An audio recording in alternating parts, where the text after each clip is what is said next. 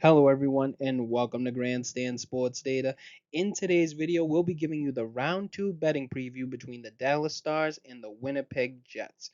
We'll be going over the fundamental breakdown, the statistical breakdown, and then finally some of the more betting angles that we have for this series. So let's get right into it.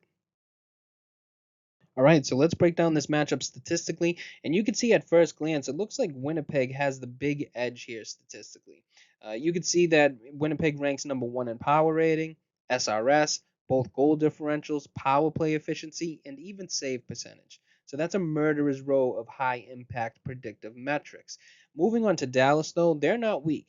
Their win percentage is solid in their top five in several categories, but they don't dominate the metrics that tend to separate winners in tight playoff matchups. They're middle of the pack or worse in Corsi, expected scoring, and control. And that tells me they're more opportunistic than dominant. The goaltending gap is huge, right? You got a .19 throughout the season, .915 for a save percentage for Winnipeg, and then you have a .907 for Dallas. So it might not seem like much, but in the series with much parity, that's going to be real. Now we're going to combine that with the Jets' number one power play, and you've got a team that capitalizes on short windows and protects leads. So from a betting standpoint, Winnipeg's undervalued in the market if Dallas is laying a price. Unless you see a series line with juicy value on Dallas, I'd lean Jets or even target a few alternate lines or prop angles tied to power play production or game unders if Dallas can't generate clean zone entries.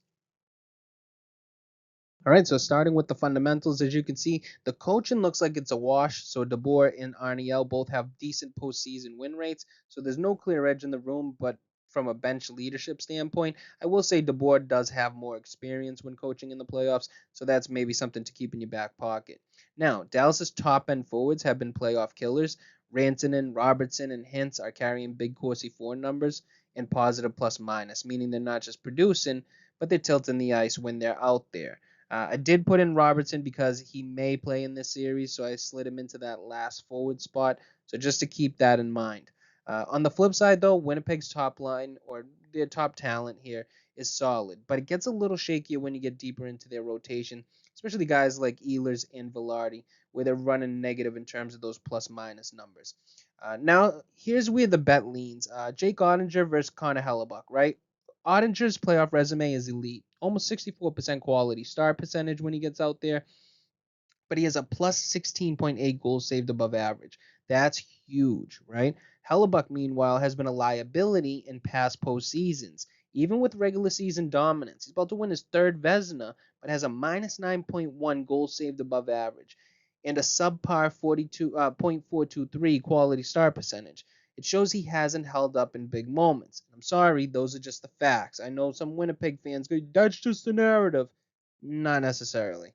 Bottom line here is that if you're betting the series, the deeper you dig, the more Dallas looks like the team built for the postseason grind. They've got the goalie edge, forward metrics in their favor, and more balanced puck control. That's a spot where I'd lean Dallas in the series, especially if you're getting a tight line or modest juice. Okay, now this slide is going to tell us where the real historical value has been in the playoffs. What stats have actually paid over the last 5 years when the team holds an edge? And right now, it's looking like all Jets. You can see Winnipeg dominates the value board. They've got the edge in Corsi 4 percentage, power rating, SRS, goal differential, even strength goal differential, shot differential, Corsi, and scoring chance percentage. I almost need a glass of water after that. All of which have shown strong historical return on investment, right? And that's not just noise, that's a cluster of proving winning trends. So when you're seeing this kind of profile across the board, it means Winnipeg is built like a basically a juggernaut and basically a playoff moneymaker. High possession, shot differential, and goal suppression. All of that leaning their way. It's giving them a good indicator of success moving forward. Dallas only shows up on penalty kill percentage, which has been a slight edge historically, $1.78 profit for every $1 bet, but that's not a game changer in a full series unless the Jets special teams collapse. Here's what the slide is really telling bettors. The market may be still clinging to names and reputations, but Winnipeg has the stronger profile in the spots that historically matter when it comes to beating playoff lines. I'd expect the Jets to be undervalued game to game if Dallas takes early money, and this could turn into a sharp side play multiple times in the series. All right, so this slide shows a massive contrast in trajectory heading into the postseason. Dallas is skating into the second round of the playoffs after a hard regression. They were up over 5 units mid-season, but gave it all back and more during the late season dive. That tailspin from about game 77 to 83. That's not just variance, that's market correction and likely fatigue or matchup issues showing up. Could also be a little bit of rest getting into the playoffs as well. Meanwhile, Winnipeg is the picture of stability and momentum, right? From game 60 on, they've been one of the most profitable and consistent teams in the market. Their trend line is clean and upward. They're covering expectations regularly, and the closing line hasn't caught up. That's a sign of value persisting despite their success. This matchup becomes less about full season strength and more about recent form and public perception. Dallas may still be priced like a contender, but the betting markets have shown you the cracks. Winnipeg, on the other hand, has been a wagon, and you can expect sharp bettors to back them early in the series if they're still getting underdog money. The bottom line here is this is a buy low on Winnipeg, fade the drift on Dallas kind of spot, especially in game one and early in the series. So let's close it out with what matters most to bettors, right? The price, the prediction, and value.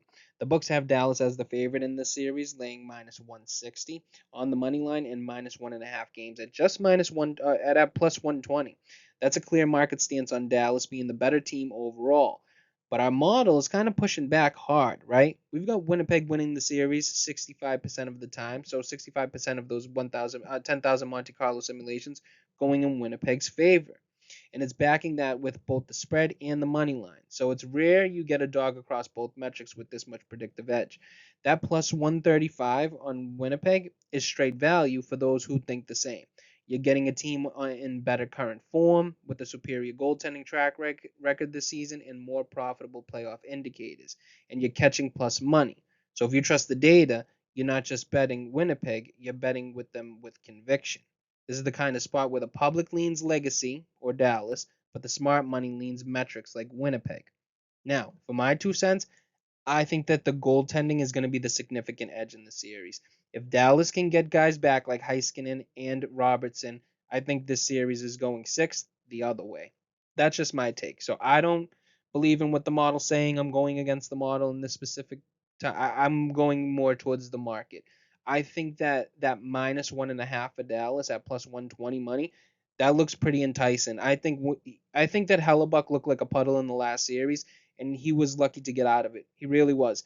He had those 3 games away from home. He looked like crap. I think that the 3 games that he's going to have away from home again in Dallas, listen, just because they're a city from the South and people think that they don't know their hockey, that place gets loud. That place gets nuts. So if they get nuts while Hellebuck's in there and he's crapping his draws, I can almost rest assured that I'm going to be sleeping happy with that Dallas with that Dallas ticket in my back pocket. So that's just my lean. I've given you both sides of the argument throughout this video. You guys make your decisions.